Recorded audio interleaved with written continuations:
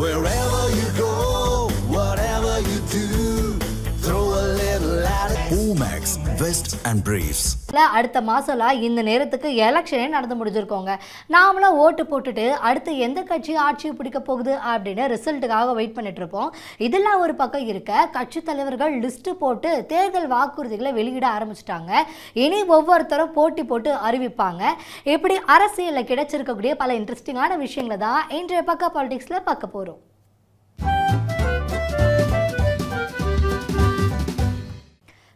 Fridge நான் ஏன் அப்படி சொல்லிட்டு இருக்கேன்னு பார்க்குறீங்களா? அதாவது நாங்கள் ஆட்சிக்கு வந்தோம் அப்படின்னா குடும்ப தலைவிகள் எல்லாருக்கும் ஃப்ரிட்ஜு கொடுப்போங்க. அது மட்டும் இல்லாமல் மாதம் 2000 ரூபாய் கொடுப்போம் அப்படின்னு எக்கச்சக்கமான வாக்குறுதிகளை வெளியிட்டிருக்காரு அதிமுக பொதுச் செயலாளர் எடப்பாடி பழனிசாமி அவர்கள். எங்கள் இயக்கத்தின் தேர்தல் அறிக்கை குழுவினர் தமிழ்நாடு முழுவதும் சென்று அனைத்து தர மக்களையும் சந்தித்து அவருடைய கோரிக்கையை கேட்டறிந்து அதன் மூலமாக இந்த அறிக்கை தயார் செய்யப்பட்டிருக்கின்றன. அதன்படி மதச்சார்பின்மை, மனித நேயம், ஏழை எளியோர் மேம்பாடு, சமூகநீதி, சமத்துவம், சிறுபான்மையின் பாதுகாப்பு, வேளாண் மற்றும் அதை சார்ந்த உதவிகள் வளர்ச்சி, தொழில்துறை மற்றும் சிறு குறு தொழில் வளர்ச்சி முக்கியத்துவம், படித்த இளைஞர்களுக்கு அதிக அளவு வேலைவாய்ப்பு உருவாக்குதல் போன்ற அடிப்படை கொண்ட தேர்தல் அறிக்கையாக தயாரிக்கப்படுகிறது. ஏற்கனவே 3 கட்டமாக தேர்தல் அறிக்கை நாங்கள் வெளியிட்டோம். எல்லா குடும்பத்திற்கும் 10,000 ரூபாய் வழங்கப்படும் என்றும், பெண்களுக்கு மாதந்தோறும் 1000 ரூபாய் வழங்குவதை 2000 ரூபாய் வழங்கப்படும் என்றும், மகளிருக்கு தற்போது நகர பேருந்தில் கட்டணம் இல்லாமல் பயணம் செய்கின்றார்கள். இனி அதிமுக ஆட்சிக்கு பிறகு ஆண்களும் கட்டணம் இல்லாமல் நகர பேருந்தில் பயணம் செய்யலாம். வீடு இல்லாத அனைத்து ஏழை குடும்பங்களுக்கும் தரமான வீடு கட்டி தரப்படும். அம்மா இருசக்கர வாகனம் 5 லட்சம் பேர்களுக்கு வழங்கப்படும். ஒவ்வொரு அம்மா இருசக்கர வாகனம் வாங்குவதற்கும் 25,000 ரூபாய் மானியம் வழங்கப்படும். முதியோர் உதவித்தொகை 2,000 ரூபாய் உயர்த்தி வழங்கப்படும். இளைஞர்கள், மாணவர்கள் வங்கியில் வாங்கிய கடன் தள்ளுபடி செய்வதற்கான நடவடிக்கை எடுக்கப்படும். வாழ்வாதார உதவியாக ஆண்டுக்கு 3 கேஸ் சிலிண்டர் ஒவ்வொரு குடும்பத்திற்கும் வழங்கப்படும். தற்போது இல்லத்தரசின் பணிச்சுமையை குறைக்க அரிசி குடும்ப அட்டைதாரருக்கு குளிர்பதன பெட்டி ஃபிரிட்ஜ் விலையில்லாமல் வழங்கப்படும். குடும்ப அட்டைதாருக்கு தற்போது வழங்க வரும் விலையில்லா அரிசியோடு 1 கிலோ பருப்பு, 1 லிட்டர் சமையல் எண்ணெய் விலையில்லாமல் அனைத்து குடும்ப அட்டைக்கும் வழங்கப்படும்.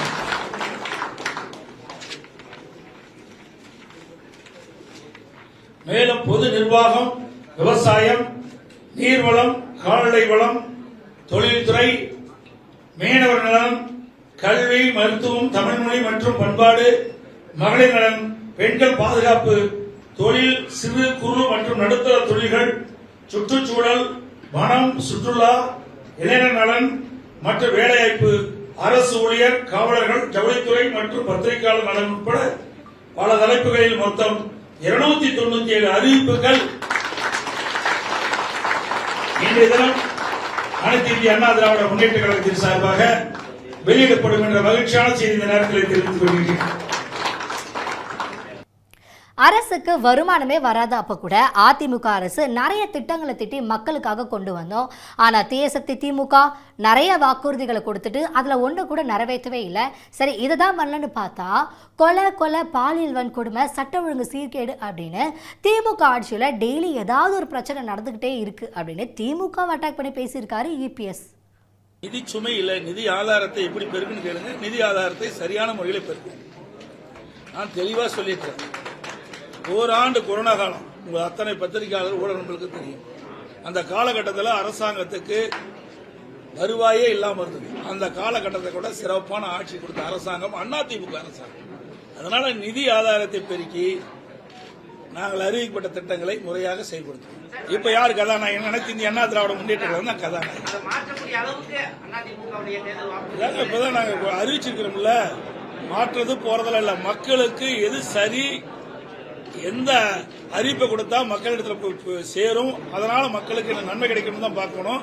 ஆனா திராவிட முன்னேற்ற கழகம் சுமார் 525 அறிவிப்புகள் வெளியிட்டன. 4 ஒரு பாக அறிவிப்பு தான் நிறைவேற்றிருக்காங்க. எஞ்சிய அறிவிப்புகள் இதுவரைக்கும் நிறைவேற்றவே இல்லையே. அனைத்து இந்திய அண்ணா திராவிட முன்னேற்ற கழக அரசு ஆட்சி செய்த பொழுது கொரோனா காலம் ஓராண்டு அரசுக்கு வருவாய் இல்லாமல் இருந்தது. அந்த காலகட்டத்தில் கூட ஒரு சிறப்பான ஆட்சி கொடுத்த அரசாங்கம் அதிமுக அரசு. வருவாய் இல்லாத போதே ஒரு சிறப்பான ஆட்சி கொடுத்தோம். வருவாய் இருக்கின்ற பொழுது இந்த திட்டங்களை எல்லாம் முழுமையாக நிறைவேற்றித்தரும். இது பல தடவை செய்தியாளர்களை திராவிட முன்னேற்ற கழகம் தாக்கப்படுவது இயல்பாக இருக்குது. இது வன்மையாக கண்டிக்கத்தக்கது. செய்தியாளர்கள் செய்தி செய்கின்ற பொழுதோ இல்லது அவர்கள் செய்தியை படம் பிடித்துக் கொண்டிருக்கின்ற பொழுதோ அதை தடுத்து நிறுத்துவது அது சரியாக இருக்காது. ஏன்னா திமுக அது கை வந்த கடை தானே. நீங்க போடுற சப்போர்ட்ல தானே இந்த அடி அடிக்கிறாங்க. நீங்க கரெக்டா இருந்தா இது மாதிரி நடக்குமா சொல்லுங்க? நான் பல முறை சொல்லிட்டேன். அண்ணா திமுக ஆட்சியில் இப்படிப்பட்ட சம்பவம் நடக்காது. ஏன்னா அதாவது பத்திரிகையாளர் ஊடகங்களையும் மதிக்கிற பத்திரிகையாளர்களையும் ஊடக நண்பர்களையும் பாதுகாக்கக்கூடிய கட்சி அதிமுக கட்சி. அது தலைவர் காலத்திலும் சரி, அம்மா காலத்திலும் சரி, அம்மாவுடைய அரசும் சரி.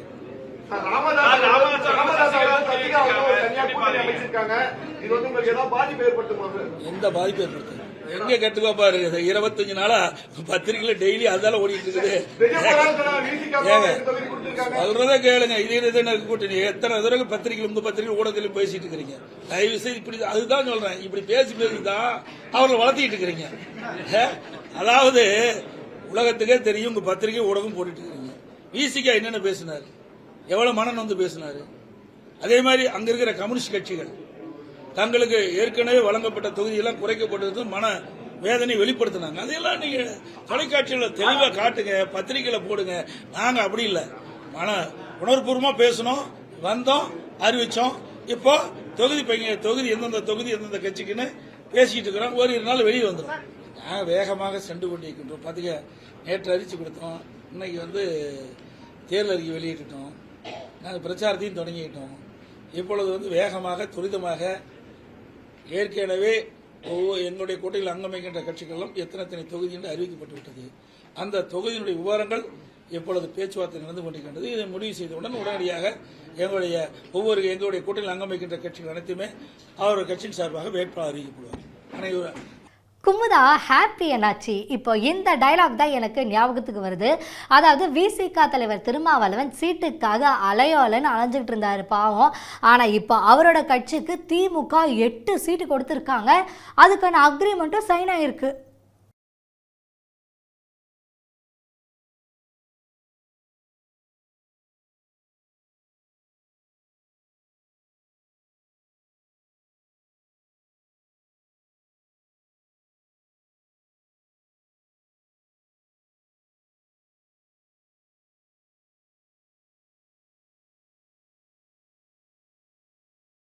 அப்பாடா, நம்ம நினச்ச மாதிரி இல்லைனாலும் இதுவாச்சும் கிடைச்சி அப்படின்னு திருமாவளவன் நினைச்சார என்னமோ. 23 கட்சிகள் இருக்கக்கூடிய மெகா கூட்டணிங்க நாங்கள். விசிகாவுடைய நல்லது எந்த அளவுக்கு எங்களுக்கு முக்கியமோ அதே அளவுக்கு எங்கள் கூட அங்கம் வகிக்கிற கூட்டணியோட நல்லதும் எங்களுக்கு முக்கியம் அப்படின்னு ப்ரெஸ் மீட்டில் சொல்லியிருக்காரு. அது சரி, சும்மாவே நீங்கள் பேசுவீங்க, இப்போ சொல்லவா வேணும் அப்படின்னு இப்போ மக்கள் வெளியில் பேசிக்கிறாங்க. மதசார்பற்ற முற்போக்கு கூட்டணியில் அங்கம் வகிக்கும் விடுதலை சிறுத்தைகள் கட்சிக்கு 8 இடங்கள் ஒதுக்கப்பட்டுள்ளன. 6 இடங்கள் தனித்தொகுதிகள், 2 இடங்கள் பொது தொகுதிகள். விடுதலை சிறுத்தைகள் கட்சியின் உயர்நிலைக்குழு கூட்டத்தில் இரட்டை இலக்கத்தில் தொகுதிகளை பெற வேண்டும் என்றும் ஒரு மாநிலங்களவை உறுப்பினரையும் வருகிற 2028 காலியாக உள்ள இடத்தில் வழங்க வேண்டும் என வலியுறுத்தவும் தோழர்கள் ஒருமனதாக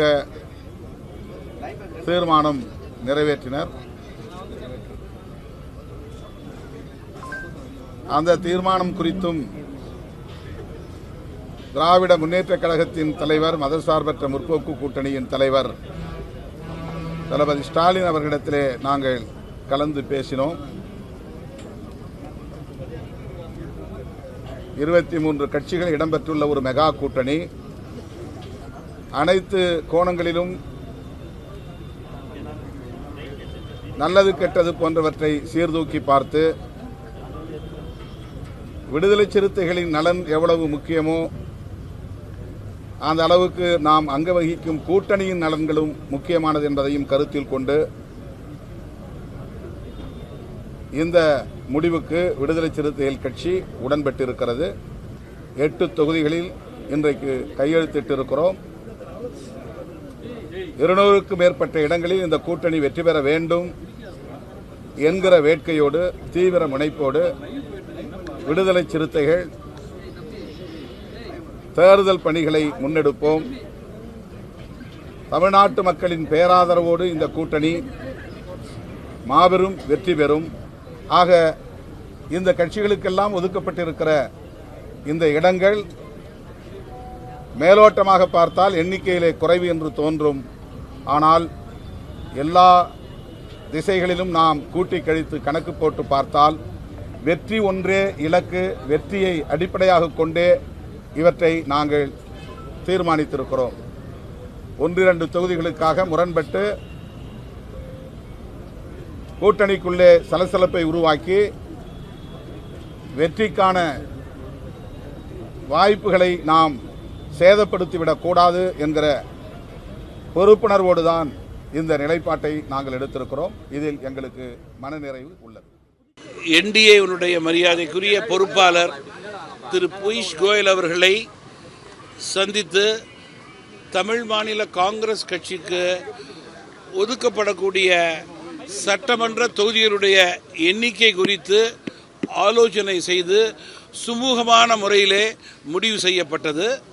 நேற்று மதியம் அதிமுக தலைமையான கூட்டணியில் உள்ள தலைவர்கள் எல்லாம் அண்ணா திராவிட முன்னேற்ற கழகத்தினுடைய தலைமை அலுவலகத்திற்கு வந்தபோது என்னால் வர முடியாத சூழ்நிலை என்ற காரணத்தினால் இன்று காலை மரியாதைக்குரிய கூட்டணி கட்சியினுடைய தலைவர் ஐயா எடப்பாடியார் அவர்களை நேரடியாக சந்தித்து சுமூகமான முறையிலே தேர்தல் பிரச்சாரம், அதேபோல எண்ணிக்கை, அது மட்டுமில்லாமல் முக்கியமாக தொகுதி பங்கீடு குறித்தெல்லாம் கலந்து பேசினேன்.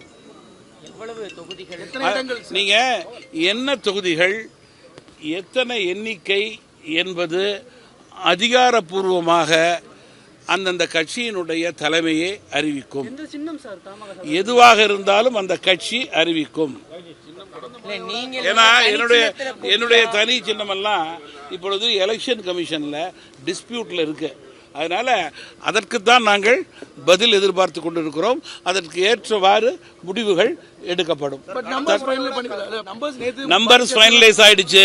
அதிகாரப்பூர்வமான நம்பர்ஸ் கட்சியினுடைய தலைமைதான், கூட்டணி தலைமைதான் அறிவிக்கும். சுமூகமான முறையிலே நம்பர்ஸ் முடிவானது. அதே போல தொகுதிகளும் சுகமாக இருக்க வேண்டும் என்று பேசிக் கொண்டிருக்கிறோம். நாங்கள் ஆட்சிக்கு வந்தால் 2000 கொடுப்போம், 2500 கொடுப்போம், 10,000 கொடுப்போம், மிக்சி கிரைண்டர்னு கொடுப்போம்னு சொல்கிறீங்களே, உங்கள் சொத்தை விற்று கொடுப்பீங்களா அப்படின்னு கேள்வி கேட்டிருக்காரு சீமான்.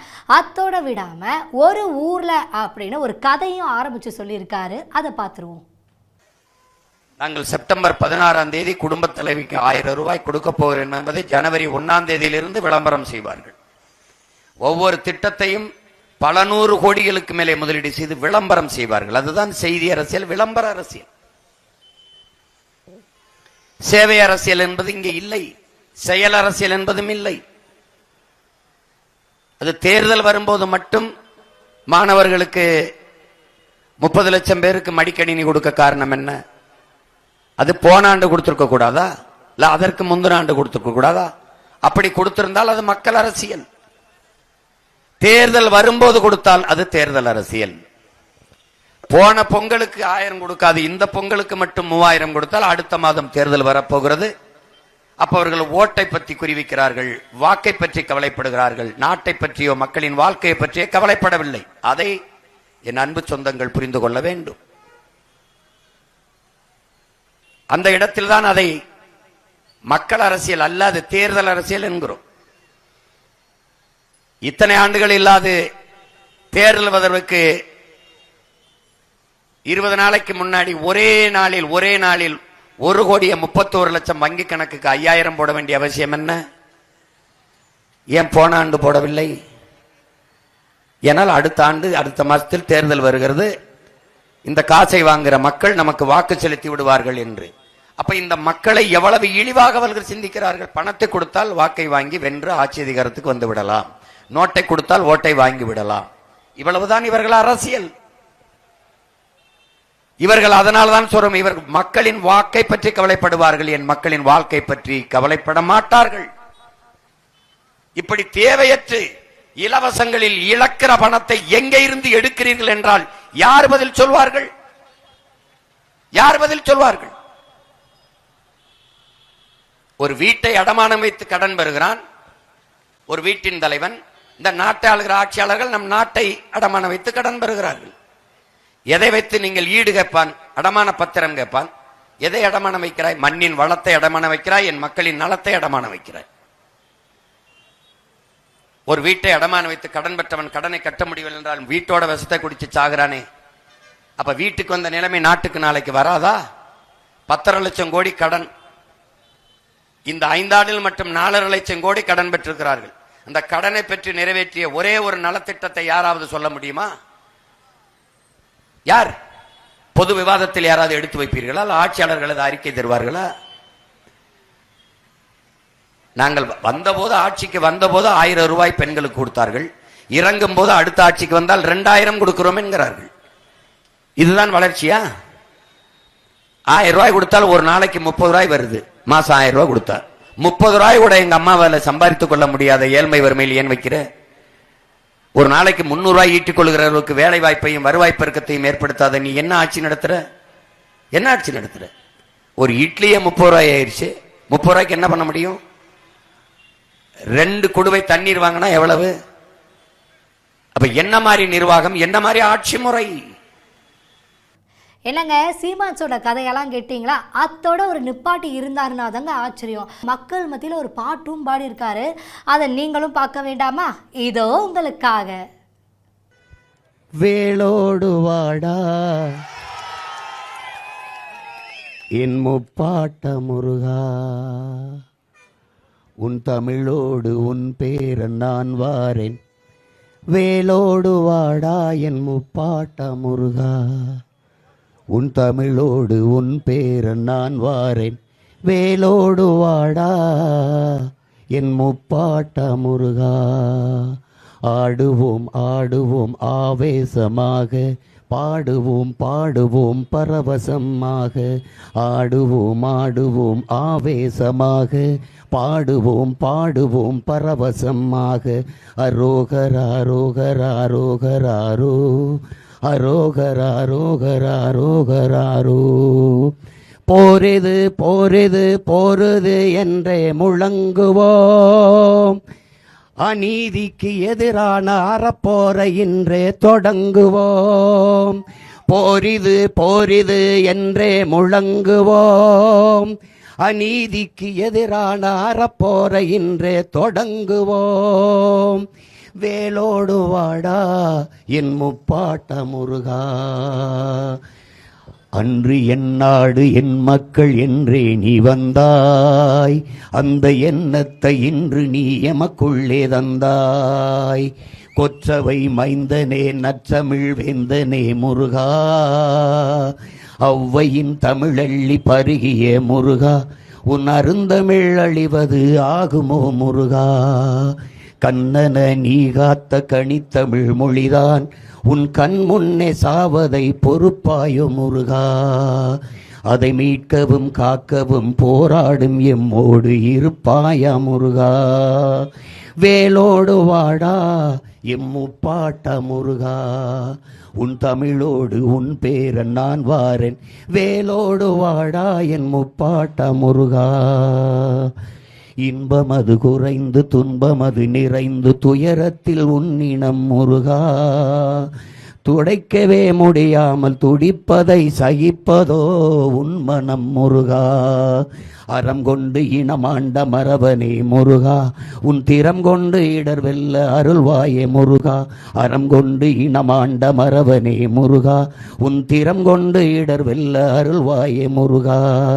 திருத்தணி திருத்தணி முருகா, எல்லாம் திருத்தணி திருத்தணி அருள்வாயே முருகா. தீந்தமிழே செந்தமிழே முத்தமிழே முருகா, எண்டமிழே வண்டமிழே தண்டமிழே முருகா. தீந்தமிழே செந்தமிழே முத்தமிழே முருகா, எண்டமிழே வண்டமிழே தண்டமிழே முருகா. திருவருளை தருவாய், இனப்பகை வெல்ல எம்முடனே வருவாய். திருவருளை தருவாய், இனப்பகை வெல்ல எம்முடனே வருவாய். தருவாய் வருவாய் முருகா.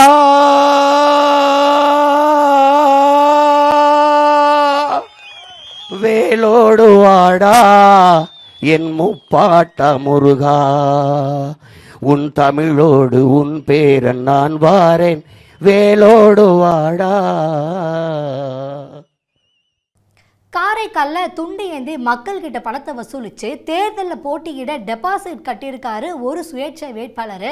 அதாவது இவ்வளோ நாள் கம்மன் இருந்துட்டு கடைசி நேரத்தில் பேசாமல் நாமளும் போட்டி போடுவோமோ அப்படின்னு நினைச்சாரோ என்னமோ, பணத்துக்கு என்ன பண்ணுறதுன்னு தெரியாமல் கடைசியில் இப்படி களத்தில் இறங்கிட்டாரு போலையே. வேட்புமனு தாக்கல் செய்ய இருக்கிறார். இப்பொழுது டெபாசிட் தொகையை மக்களிடமிருந்து பெறுகிறார். தங்களால் முடிந்த டெபாசிட் தொகையை கொடுத்து வெற்றி பெற வாழ்த்துக்களுடன் ஆசீர்வாதத்துடன் தொகையை அளிக்கும்படி அன்புடன் கேட்டுக்கொள்கிறோம்.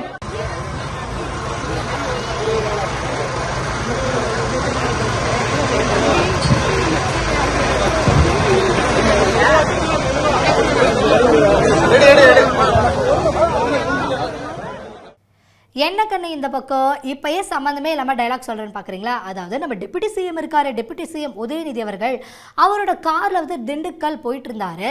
அப்போ குறுக்க இந்த கௌஷிக் வந்தா அப்படிங்கிற மாதிரி டோல்கேட்டில் இருந்த பறக்கும் படை அதிகாரிகள் காரை நிப்பாட்டி சோதனை பண்ணியிருக்காங்க.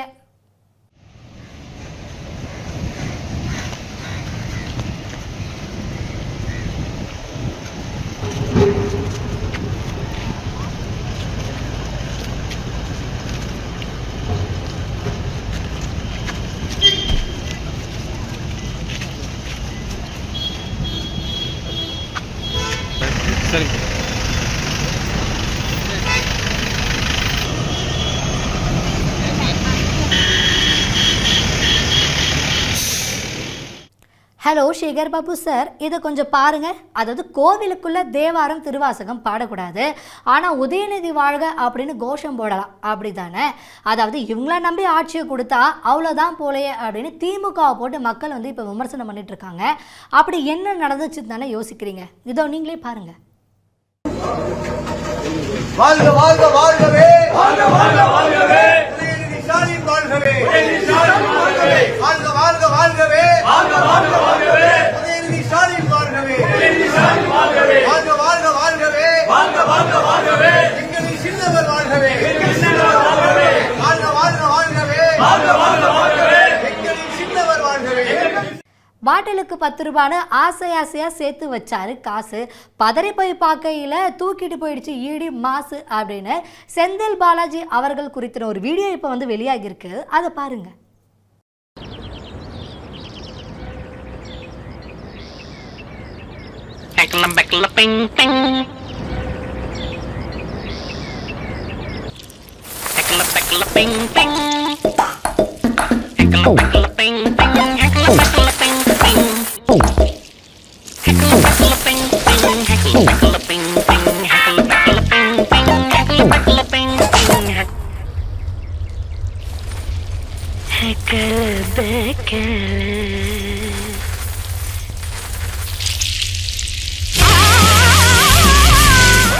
ஷாப்ல 10 ரூபா ஒரு பாட்டில் மேல வாங்குறாங்க. அவங்க கேட்டா சேல்ஸ்மேனே வந்து சொல்றாங்க கரூர் கம்பெனிக்காரங்க கேக்குறாங்க. சாராயத்திலும் கொள்ளையடிக்கும் இந்த திருட்டு கூட்டத்தை விரட்டி அடிப்போம். அரசியல் கட்சி தலைவர்கள் தொண்டர்கள் ஒவ்வொருத்தரும் மாற்றி மாற்றி விமர்சனம் பண்ணதை பார்த்தோம். ஆனால் இப்போ திமுக அரசை பற்றி மக்கள் என்ன சொல்கிறாங்க அப்படிங்கிறத பார்த்துருவோம்.